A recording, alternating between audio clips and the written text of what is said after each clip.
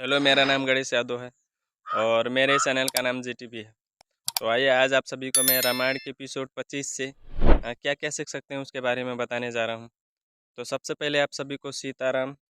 और आइए अब शुरू करते हैं। तो नंबर 1 पे हमें यही सीखना चाहिए कि यदि आप अच्छे नातेदार हैं, तो यदि आपके नातेदार को अथवा आपके सगे संबंधी में कोई दुख है, तो सबसे पहले आपको उसे जाकर वहाँ पुगना चाहिए।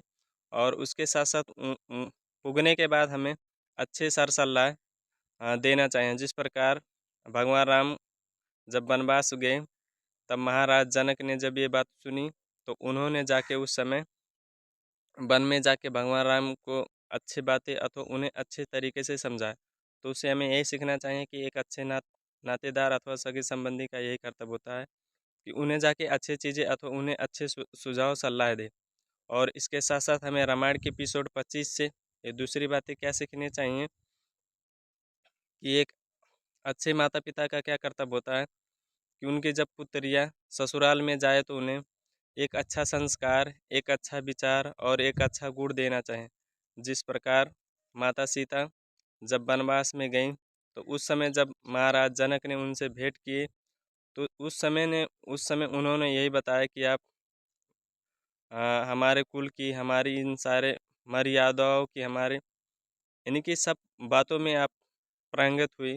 तो उस समय उन्होंने आशीर्वाद दिया कि आप बहुत अच्छे काम किए।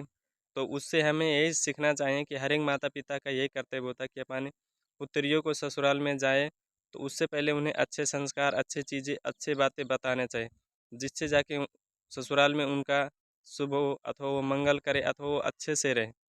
अन्यथा वो घर जाके ससुराल में बिगाड़ सकती हैं अथवा बर्बाद कर सकती हैं। तो हमें राजा जनक से यही बातें सीखना चाहिए। और इसके साथ साथ हमें रामायण के एपिसोड 25 से ये तीसरी बातें क्या सीखनी चाहिए कि जो भगवान के भक्त होते हैं और भगवान की उनकी जो आस्था होती है, तो भगवान के हर एक मतलब कड़ में उनका आस्था होता है। जिस प्रकार महाराज भरत ने भगवान के प्रेम में, भगवान के खाली खराऊ में ही उनका श्रद्धा हुआ अथवा उन्होंने खराऊ को ही भगवान का स्वरूप मान के उसे पूजा करते रहे।